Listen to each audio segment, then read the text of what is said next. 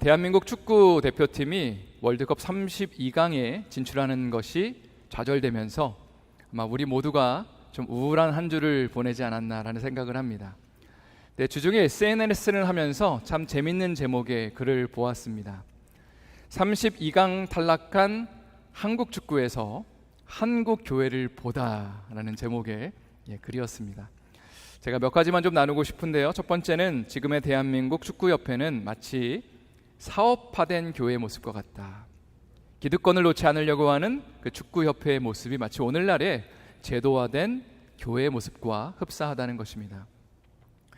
두 번째로 대한민국 축구팀의 감독은 교회를 모르는 사역자와 흡사하다.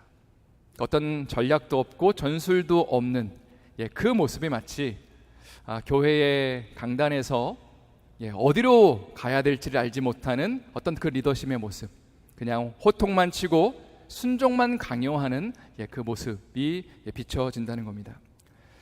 세 번째, 대한민국 선수단은 책임을 회피하는 성도의 모습과 같다.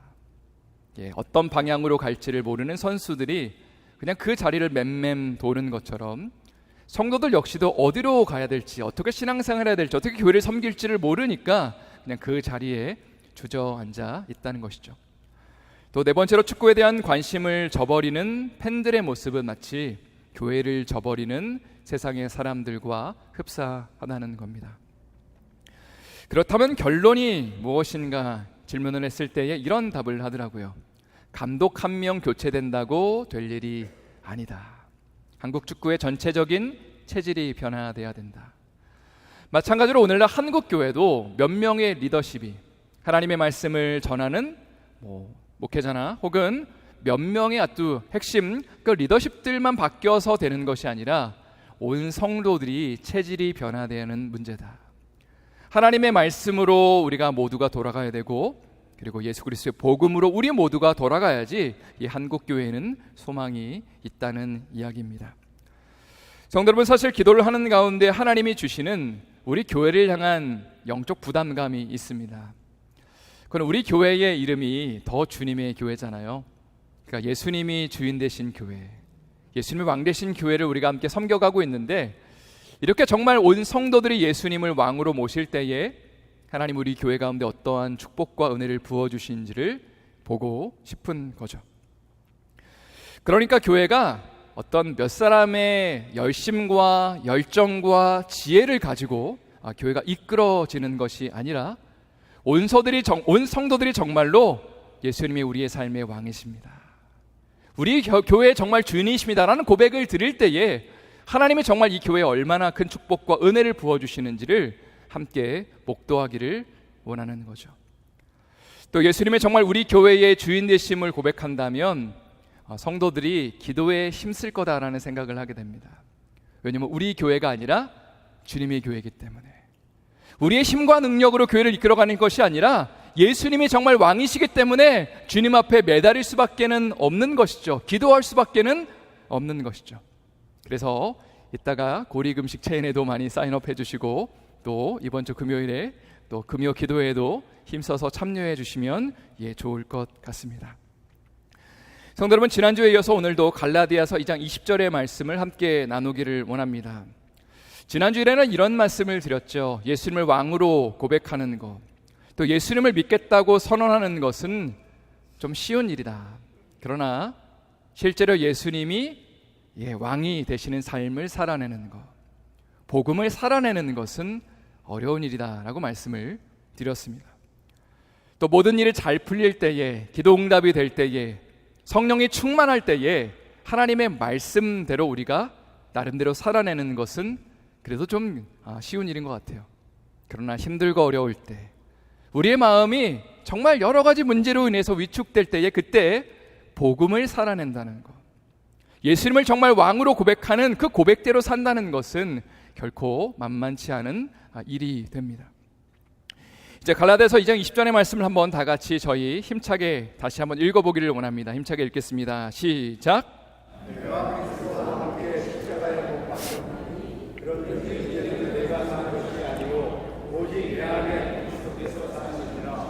이제는 자기 자신을 버리신 하나님의 아들을 믿는 믿음 안에서 사는 것이라. 아멘. 지난주에도 말씀을 나눴지만 구원을 얻는 믿음이라는 것은 단순히 예수님이 나를 위해서 십자가에 죽으신 것에 감사하고 감동하고 그 다음에 내가 내 마음대로 내가 주인 되어서 사는 삶을 사는 것이 아닙니다. 오히려 예수님이 나를 위해 십자가에 죽으셨다는 것을 안다면 주님이 나를 위해서 생명을 내어주셨기 때문에 나도 나의 삶을 주님 앞에 올려드리는 것, 그리고 이제는 내가 사는 것이 아니라 예수님이 내 삶의 왕이십니다라고 고백하는 것이 바로 구원 얻는 믿음의 특징이라는 거죠. 그런데 오늘 우리가 집중적으로 살펴볼 것은 과연 그리스도와 함께 십자가에 못 박혔다라는 고백이 어떻게 우리의 삶에 가능한 건가, 뭔가 더 열심을 내라는 의미인가, 혹은 다른 차원의 도전인가, 또 내가 사는 게 아니라 예수님 내 안에 사는 삶을 실천하는 것이 무엇인지를 오늘 여러분과 함께 나누기를 원합니다. 먼저 갈라디아서 2장 20절의 제일 처음 문장을 헬라어 그 표현으로 한번 살펴보면 그리스도와 함께 십자가에 못 박혔다라는 그 표현이 조금 어려운 얘기인데 수동태 완료형으로 되어 있습니다. 벌써 좀 어렵다고 느껴지시죠? 영어로는 이렇게 되어 있죠. I have been crucified with Christ. 자, 먼저 완료형, perfect 형태로 쓰여졌다는 것은 옛날에 저희가 영어 문법을 배웠던 것을 좀 기억해내면서 이 시간에 좀 임했으면 좋겠습니다. 이 완료형이라는 것은 과거의 사건이 지금까지 영향을 주는 상태를 의미합니다. 그래서 I lost my keys 이 표현과 그리고 I have lost my keys 이 표현이 두 가지가 차이가 있는 거죠. 첫 번째 표현은 열쇠를 잃어버렸는데 지금 열쇠를 찾았는지 안 찾았는지는 알 수가 없습니다. 그냥 과거에 잃어버렸다라고 말하는 거고요. 두 번째 표현 I have lost my key는 내가 과거의 열쇠를 잃어버렸고 지금까지 잃어버린 상태가 지속됐다는 것을 의미하는 표현입니다. 마찬가지로 바울이 내가 그리스도와 함께 십자가에 못 박혔다라고 완료형으로 고백하는 것은 과거에 예수님과 함께 십자가에 못 박힌 것이 지금까지도 이어지고 있다라는 선언이고 고백입니다. 그리고 오늘 본문에서 바울이 십자가에 못 박혔다라는 이 표현이 수동태, 패시브 형태로 사용된 것은 내가 굉장히 중요한 부분인데 내 의지를 가지고 내 노력을 가지고 나를 십자가에 못 박는다는 의미가 아니겠죠. 어떤 누군가의 의도에 의해서 내 의도가 아니라 누군가의 인도함 가운데 내가 십자가에 못 박히는 방향으로 이끌려졌다라는 선언이라고 할 수 있습니다.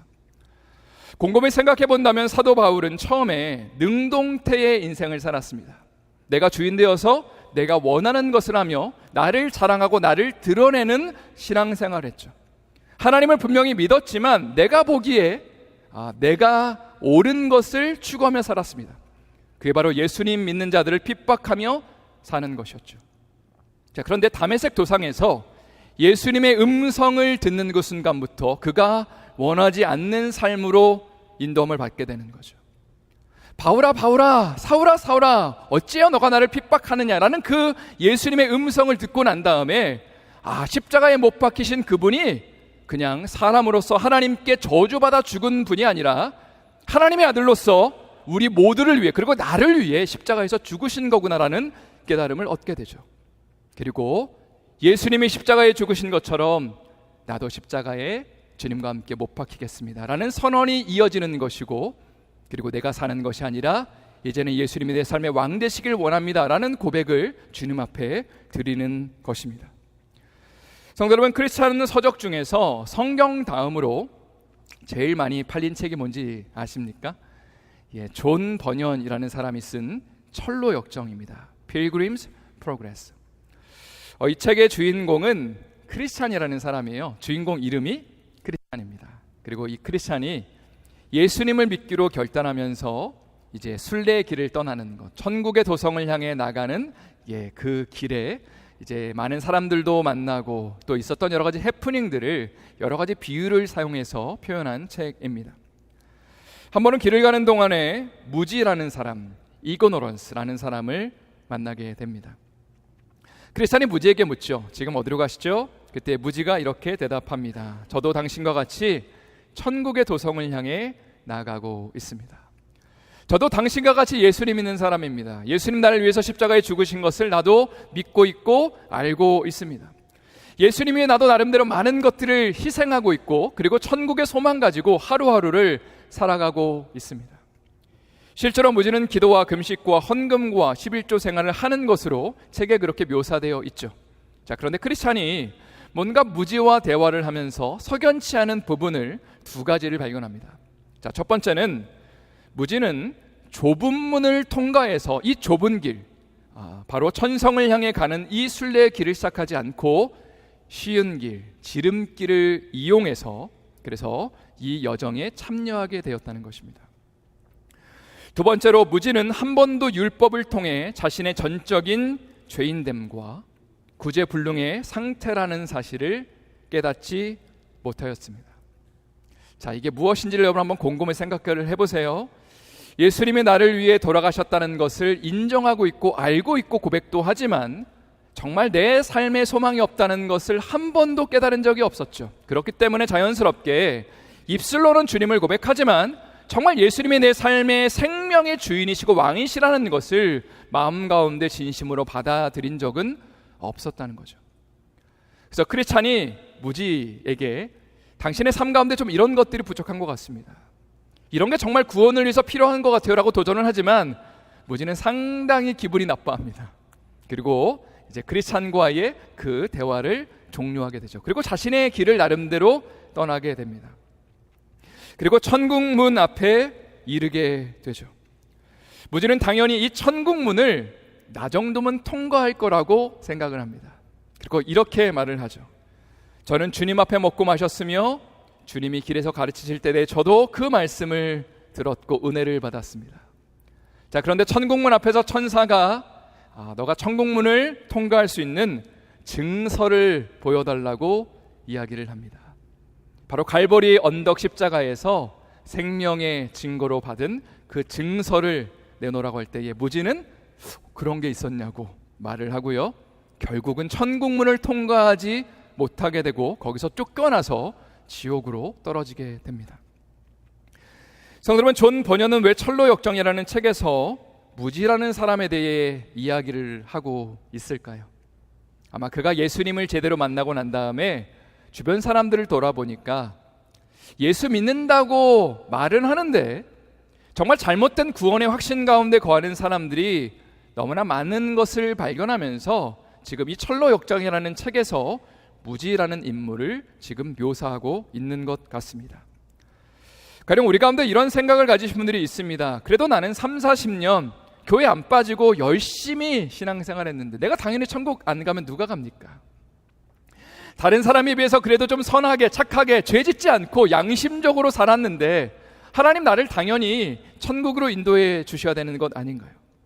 또 어떤 사람들은 예수님을 영접했기 때문에 나의 구원이 절대로 취소되지 않을 겁니다라는 확신을 가지고 이 땅을 살아갑니다. 근데 우스갯소리로 어떤 한 성도님이 천국문 앞에 딱 갔는데 베드로가 딱 막더래요. 가로막더래요. 어디 가냐고.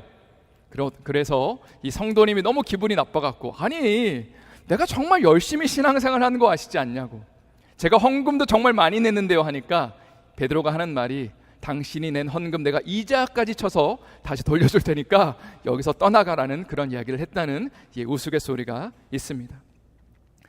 성도 여러분, 우리가 신앙생활을 열심히 하는 것, 예수님을 영접하는 것은 너무나 귀하고 아름다운 일입니다. 그러나 한번 우리가 곰곰이 생각해 보아야 될 문제는 예수님을 영접하고 예수님의 왕이심을 고백하지만 그러나 실제 삶에서 마치 내가 주인된 삶을 살고 있다면 그 사람은 정말 구원받은 사람인가에 대한 질문을 해야 되는 것이죠. 오랫동안 신앙생활을 하며 교회 직분을 얻고 많은 봉사를 했지만 정말 내가 예수와 함께 나는 죽었습니다. 이제는 내가 사는 것이 아니라 예수님이 내 삶에 사는 겁니다 라는 고백을 내가 마음속 깊이 하지 않는다면 그 사람은 정말 생명을 얻은 것인가에 대한 질문을 던질 수밖에 없다는 것이죠. 실제로 예수님은 마태복음 7장 22절에서 다음에 선언을 하고 계십니다. 22절 말씀 한번 다 같이 힘차게 읽겠습니다. 시작.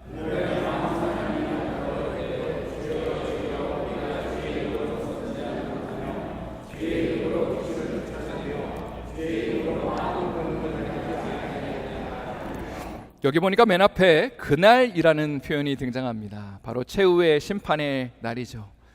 우리가 예수님 앞에 섰을 때에 누가 천국에 가고 누가 지옥에 갈지를 심판하는 그 자리에 언젠가 적은 사람이 아니라 많은 사람이 나에게 이렇게 얘기할 거다. 그러면서 예수님이 이렇게 말씀하십니다. 주여 주여 우리가 주의 이름으로 선지자 노릇하며. 뭔가 교회 공동체에서 리더 역할을 감당했다는 의미 같아요. 말씀을 가르치기도 했습니다. 또 주의 이름으로 귀신을 쫓아내며 주의 이름으로 많은 권능을 행하지 아니하였나이까. 여기 아마 예수님께서 의도적으로 주의 이름으로라는 표현을 3번 반복해서 사용하시는 것 같습니다. 주님의 이름을 알고 있었던 사람들, 주님의 이름으로 뭔가를 거룩한 그런 모습으로 실행했던 사람들이 예수님께 저희 천국 가야 되는 거 아닙니까? 라고 이야기를 하는 장면이죠. 그러나 23절 말씀은 제가 읽어드릴게요. 그때 내가 그들에게 밝히 말하되 내가 너희를 도무지 알지 못하니 불법을 행하는 자들아 내게서 떠나가리라 하리라. 오늘 본문 때문에 우스갯소리로 누군가가 이런 말을 합니다. 우리가 왜 주여 삼창을 하냐? 22절에 주여 주여 하는 자마다 천국에 들어갈 것이 아니라고 말씀하셨기 때문에 그래서 주님의 이름을 3번을 부른다라고, 물론 농담입니다 여러분. 어쨌든 이렇게 이야기하는 것을 들었습니다. 어쨌거나 예수님의 이름을 알고 있고 주님의 이름으로 사역을 했던 사람들을 향해 주님은 이렇게 말씀하시죠. 내가 너희를 도무지 알지 못한다. 영어 성경에서는 과거형으로 되어 있습니다. I never knew you. 그리고 헬라어 성경을 보면 내가 너희를 알았던 적이 한 번도 없다. 이전에도 그랬고 지금도 내가 너희를 모르겠다라고 말씀하신다는 거죠. 그러면서 불법을 행하는 자들아 내게서 떠나가라라고 주님이 말씀하십니다. 사실 마태복음 7장의 말씀을 묵상하면서 사실 좀 저의 마음이 불편했습니다. 이 말씀을 도대체 어떻게 해석해야 되는 게 맞을까요? 분명히 주님의 이름을 알고 있었던 사람들, 주님의 이름을 불렀던 사람들, 주님의 이름으로 여러 가지 이적을 그렇게 일으켰던 사람들인데 과연 주님은 왜 이들을 향해 내가 너희를 도무지 알지 못한다라고 말씀하시며 그들을 천국문 앞에서 쫓아내셨을까요? 제가 기도하는 가운데 이런 감동을 받았습니다. 예수님이 이렇게 말씀하셨어요. 재영아, 이들은 한 번도 내 앞에서 자기를 부인한 적이 없단다. 한 번도 정말로 자신의 삶이 예수와 함께 내가 죽었습니다라고 선언한 적이 없다는 거죠. 오히려 주님의 이름으로 무엇인가 일은 많이 했지만 그러나 그 일들을 통해 주님의 이름을 드러나는 게 아니라 내가 드러나고 내가 영광받고 주님의 이름은 별로 그렇게 아랑곳하지 않은 삶을 살았기 때문에 내가 너희를 도무지 알지 못한다라고 주님이 선언하셨다는 거죠. 그러면서 지난주에 우리가 나눴던 마가복음 8장 34절의 말씀이 생각났습니다. 한번 다 같이 저희 읽어볼까요? 시작.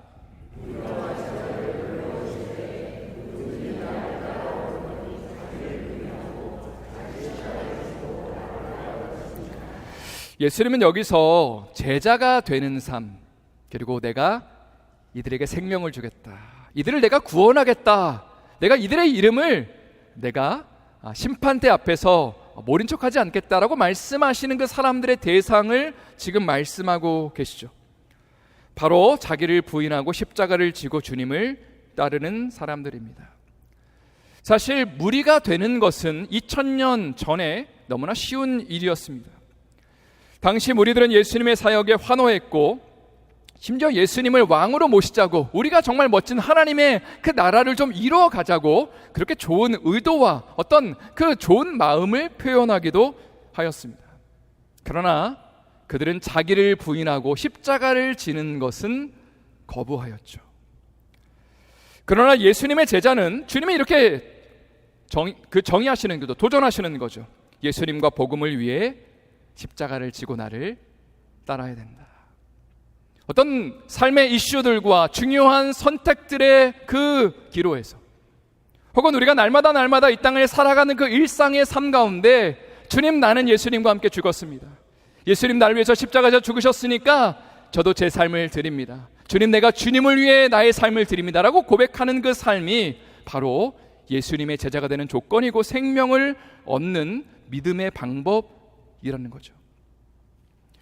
여러분, 여기에 집이 두 채가 있다고 한번 가정을 해보도록 하겠습니다. 첫 번째 집은요, 여러분 보시는 그 화면에서 왼쪽 집은 아주 멋진 집을 지금 리모델링하고 있는 겁니다. 이전의 집을 수리하고 리모델링하고 있는 장면이고요. 오른쪽의 집은 좀 상태가 좋지 않아서 다 허물어뜨리고 새롭게 집을 짓고 있습니다. 예수님이 말씀하신 구원의 개념은 왼쪽 집일까요? 오른쪽 집일까요? 바로 오른쪽 집입니다. 왼쪽 집은 내가 여전히 주인된 그 집, 내가 이전까지도 주인되어 살아왔고 앞으로도 살 그 집을 상징적으로 드러냅니다. 문제가 있을 때마다 고치려고 노력하겠죠. 하나님의 말씀을 듣고 음성을 듣고 그리고 은혜도 받으려고 노력할 겁니다. 그러나 여전히 내가 주인된 삶은 유지하고 있습니다. 그러나 오른쪽 집은 자신의 상태가 소망이 없다는 것을 너무나 잘 알고 있습니다. 내가 내 스스로를 의지할 수 없다는 것을 알고 나를 완전히 허물어뜨리고 내가 주인된 것들을 완전히 허물어뜨리고 예수님 내 삶의 왕 되어주세요, 예수님 내 삶의 주인 되어주세요 라고 고백하면서 주님과 함께 예수님이 주인 되신 새로운 집을 건축하는 것을 의미합니다. 로마서 6장 6절 말씀을 한번 또 제가 읽어드리도록 하겠습니다. 갈라디아서 2장 20절의 말씀과 너무나 비슷한 말씀인데요, 한번 잘 들어보십시오. 우리가 알거니와 우리의 옛사람이 예수와 함께 십자가에 못 박힌 것은 죄의 몸이 죽어 다시는 우리가 죄에게 종노릇하지 아니하려 함이니. 죽음과 관련된 두 가지 표현이 등장하는데요, 첫 번째는 우리 옛사람이 예수와 함께 십자가에 못 박혀졌다, 수동태가 등장합니다. 여기서 십자가에 못 박힌 주체는 누구냐면 옛사람입니다. 올드 셀프, 내가 주인 되어 살았던 삶, 내가 왕 되었던 삶이 십자가 앞에서 예수님과 함께 못 박혀졌다. 자, 그리고 두 번째로 이런 표현이 등장하죠. 죄의 몸이 죽어. 이 죄의 몸이라는 표현을 영어 성경에서는 The body ruled by sin이라고 되어 있습니다. 죄에 의해서 다스림받는 나의 몸, 바로 올드 셀프를 가리키죠. 내가 주인 되었고 내가 왕된 삶, 내가 그래서 자유를 추구하고 행복을 추구하는 그 삶이 결코 자유롭지 않다는 거죠. 왜냐하면 그 삶은 죄에 의해서 다스림받는 삶이기 때문입니다. 죄에 의해서 영향력을 받는 삶이죠. 그런데 이 죄의 몸, 이 올드 셀프, 옛사람을 예수와 함께 십자가에 못 박기로 결단하고 나의 연약함과 한계를 인정하고 주님 앞에 온전히 나아가면 그 죽을 몸이 온전히 예수와 함께 죽게 되면서 죄의 영향력에서 자유를 얻게 되는 것이다. 그리고 이제는 내가 사는 것이 아니라 내 안에 예수님이 사시는 삶, 예수님이 왕 되신 삶을 살 수 있다라고 선언하고 있는 것입니다. 이제 저에 대한 이야기를 간단하게 나누고 하나님의 말씀을 좀 마무리하기를 원합니다. 저는 중고등부 시절에 한국에서 교회를 정말 열심히 다녔습니다. 아마 화면을 보시면서 목사님이 저렇게 생겼었구나, 되게 신기해 하실 것 같습니다. 중학교 1학년 때에 목회자가 되기로 결단을 했고요, 다른 친구들에 비해서 정말 열심히 교회를 다녔던 것 같습니다. 거의 교회 모든 예배, 새벽 예배까지도 참석을 했고요. 또 제가 어느 정도로 열심히 교회를 다녔냐면 학교 마치고 집으로 가는 길에 6년 동안 하루도 빠지지 않고 교회 들려서 기도하고 한 20분 30분 정도 기도하고 집으로 향했습니다. 이런 모습을 보면서 교회 어른들이 뭐라고 말했을까요? 역시 재영이는 다르다, 역시 목사감이다 라는 이야기를 들었습니다.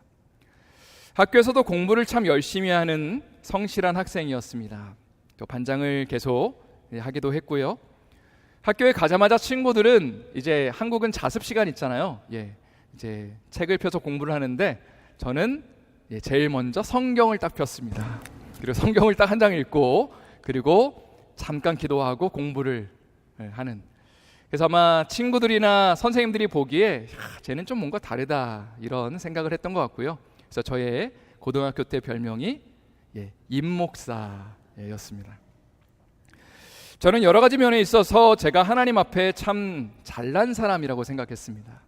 참 헌신된 사람, 인정받는 사람, 그리고 누군가 구원의 확신이 있냐고 물어보면 답을 알고 있었죠. 예수님 날 위해서 죽으신 걸 알고 있기 때문에, 십자가에서 죽으신 걸 믿었기 때문에 그래서 저는 천국에 갈 수 있습니다 라고 대답을 하였습니다.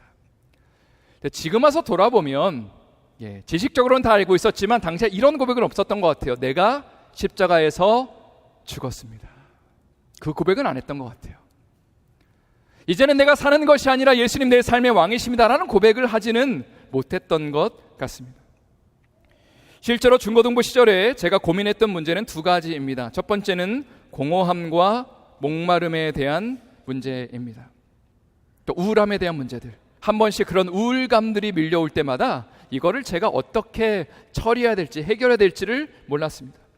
물론 말씀을 보고 기도하는 삶을 살았죠. 예배를 드렸죠. 그러나 그런 어떤 반복적인 습관적인 신앙 행위가 이제 그때뿐 나의 삶에 은혜를 그렇게 깊게 영향을 끼치지는 못했다는 거죠.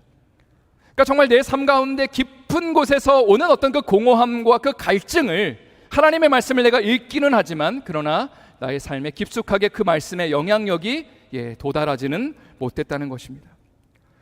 두 번째는 죄에 대한 문제를 해결하는 것이 쉽지가 않았습니다. 이론상으로는, 지식상으로는 예수님 날 위해서 죽으셨기 때문에 나의 죄에 대한 문제가 해결받았음을 알고 있었지만, 그러나 내가 스스로 고민하는 그 죄의 갈등과 문제들 앞에서 그 죄책감을 해결하기에는 역부족이었습니다. 그래서 저의 삶 가운데 아이러니가 찾아오는 거죠. 나는 할 만큼 주님을 열심히 섬기고 있고 열심히 기도하고 있고 말씀을 보고 있는데 도대체 뭐가 문제인지에 대한 그 질문을 던지는데 답을 찾을 수가 없어서 너무나 답답하였습니다. 대학에 가서 기독교 동아리에 들어가서 열심히 제자 훈련을 했지만 그때뿐이었죠. 그리고 많이 울면서 기도하는 가운데 하나님 앞에 질문하였습니다. 하나님, 도대체 저의 삶에 무엇이 문제입니까? 하나님, 저의 삶 가운데 뭐가 부족한가요? 라는 질문을 참 많이 던졌습니다. 그러나 여전히 저는 계속해서 바리새인이 돼가는 모습들을 봤죠. 지식적으로는 너무나 많은 것들을 알고 있고 성경을 정말 줄줄줄줄 다 외우고 있었으니까요. 누군가를 판단하고 정죄하는 마음은 높아져 가지만 정작 나의 속에 은밀한 그 영역 가운데 그 우울함과 공허함과 죄에 대한 문제를 가지고 혼자 외롭게 씨름하였다는 거죠. 간절히 울면서 기도하는 가운데 하나님이 저에게 주셨던 그 감동 한마디는 이것이었습니다. 재영아, 너가 죽어야 다시 산다라는 말씀이었죠. 어떻게 죽을 수 있는 걸까요? 죄의 문제를 해결하기 위해 더 열심히 말씀과 기도를 보는 걸까요? 죄의 문제를 해결하기 위해서 죄와 더 치열하게 더 싸워야 되는 걸까요? 저는 열심히 해봤습니다. 그런데 그것이 정답이 아니라는 것을 발견했죠. 하나님이 저에게 주셨던 그 답은 이거였습니다. 네가 이미 영적으로 죽어 있다는 것을 인정하는 게 죽는 거다라고 말씀하셨습니다. 곰곰이 생각해 보니까 여러분 한번 생각을 해보세요. 내가 만약에 영적으로 병들어 있다고 생각하면 온갖 노력을 다해서 이 병을 고치려고 노력할 겁니다. 내가 연약함이 있고 부족함이 있고 공허함이 있으니까 이 문제를 해결하려고 열심히 발버둥 칠 거란 말이죠. 말씀 보고 기도도 하고 죄도 안 지려고 노력할 겁니다. 그런데 그 열심히 효력이 없다는 것을 발견하게 되는 그 순간에 어떤 깨달음을 얻게 되냐면, 내가 영적으로 완전히 죽은 거구나. 내가 뭔가 선한 것을 할 수 있는 능력이 없는 거구나. 뭔가 주님을 위해서 헌신할 수 있다고 겉으로는 말하지만 속에서는 더러운 것밖에 흘러나오지 않는 그런 정말 실상은 참 비참한 존재구나라는 것을 깨닫는 그 순간에 비로소 예수님을 믿는 게 무엇인지를 발견하게 되었죠. 영적으로 병들어 있는 것이 아니라 만약에 죽은 것이라면 죽은 사람에게 가질 수 있는 희망은 없습니다. 죽은 거니까요. 그런데 우리 예수 믿는 사람들은 유일한 희망을 바로 예수님의 십자가라고 그렇게 믿고 있고 고백하고 있는 거죠. 나는 죽어 있지만 예수님과 함께 내 삶을 내어드리기를 소망합니다. 나는 죄를 이길 능력이 없지만, 내 속에는 더러운 것밖에 나오지 않지만, 그러나 내 삶을 나를 위해 죽으시고 부활하신 예수님께 나의 삶을 바칩니다. 드립니다. 주님, 내 삶을 책임져 주십시오. 내 삶에 새 생명의 역사를 허락해 주십시오라고 고백하는 그 순간에 새 생명의 능력이 나의 삶 가운데 약동하게 되고, 복음의 능력과 그 충만함이 나를 사로잡기 시작했다는 것이죠. 그리고 이것이 바로 예수님이란 분을 왕으로 모시고 새로운 집을 짓는 그 비결입니다. 집을 수리하는 것이 아니라 이미 죽은 것, 이미 하나님 앞에 죽어 있는 것을 인정하고 예수와 함께 살겠다고 결단하는 것이죠. 이제 말씀을 마무리하면서 이런 도전을 드리고 싶습니다. 성도 여러분, 장례식장에 누워있는 시신을 한번 생각해 보십시오. 누가 욕을 하거나 침을 뱉어도 요동하지 않습니다. 화를 낼 수가 없죠. 왜냐하면 이미 죽었기 때문입니다.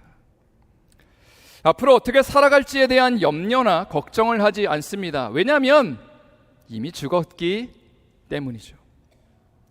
성도 여러분, 예수님 안에서 정말 생명의 능력을 경험하기를 원하십니까? 그것은 우리 자신에 대한 죽음을 선언하는 것입니다. 아니, 오히려 이미 내가 영적으로 죽어 있다는 것을 인정하는 것입니다. 가령 누군가가 나를 무시하거나 자존심을 건드릴 때에 마음속에 열불이 나서 또 잠이 오지 않을 때에, 그때 우리에게 필요한 고백은 나는 이미 예수님과 함께 십자가에서 못 박혔습니다. 라는 고백입니다. 회사에서 문제가 발생할 때나 혹은 가정 안에 자녀의 문제가 발생할 때에 우리에게 필요한 고백은 나는 이미 I have been crucified with Christ. 나는 이미 죽었습니다. 나는 이미 예수와 함께 죽었습니다. 이제는 내가 사는 것이 아니라 내 안에 예수님이 사시는 겁니다. 라고 고백해드리는 것이 우리의 삶의 능력이고 열매를 맺는 비결이라는 거죠. 성도 여러분, 신앙생활의 최고의 자랑은 우리가 얼마나 많이 주님 앞에 헌신했느냐, 얼마나 많이 주님의 이름으로 놀라운 기적을 일으켰느냐, 얼마나 많은 봉사를 주님의 이름으로 했느냐가 아니라 나의 죄인됨과 연약함을 인정하고 나는 예수와 함께 십자가에서 죽었다고 선언했는가. 매일매일 나를 부인하고 예수님 내 삶의 왕이십니다, 주님 나는 나를 의지하지 않습니다, 주님을 의지합니다 라고 고백하면서 십자가를 지고 사명을 감당하며 주님을 따라가는 것이 바로 주님의 상급을 받는 비결이라는 거죠. 이러한 은혜와 축복이 우리의 삶 가운데 또 여러분의 가정과 교회 가운데 넘쳐날 수 있기를 예수님의 이름으로 축원드립니다. 다시 한번 예수님의 이름으로 축원드립니다. 이 시간 합심으로 한번 기도하실 때에 오늘 말씀을 좀 기억하면서 우리가 십자가 앞에 나가서 우리 자신의 죽음을 좀 선언하는 기도를 드렸으면 좋겠습니다. 뭔가를 더 열심히 해서 더 잘해서 하나님께 인정받는 게 아니라고 말씀을 드렸어요. 아울러 우리 안에 있는 우울함과 공허함들, 또 삶의 여러 가지 문제들을 내가 열심히 노력해서 해결하는 게 아니라고 말씀을 드렸습니다. 오히려 예수님과 함께 나는 십자가에서 죽었습니다. 이미 영적으로 죽어있기 때문에 예수님밖에는 소망이 없습니다라고 고백하는 거고요. 이제는 내가 산 게 아니라 주님이 내 안에 사시는 겁니다. 이런 고백이 나의 삶에 날마다 일어나게 해주시고 올해는 실제로 새 생명의 역사와 주님의 정말 그 새롭게 하시는 은혜를 경험하게 하여 주시옵소서. 한번 우리 결단함으로 기도하시죠.